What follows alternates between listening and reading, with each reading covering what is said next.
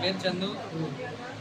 Railway రోడ్లో గీతామందిరం పక్కన గల మా నూతనంగా వ్యాపారం స్టార్ట్ చేశాం. వర్మాస్ ఫ్యామిలీ రెస్టారెంట్ అనే పేరుతో ఈరోజే నూతనంగా ప్రారంభించాము.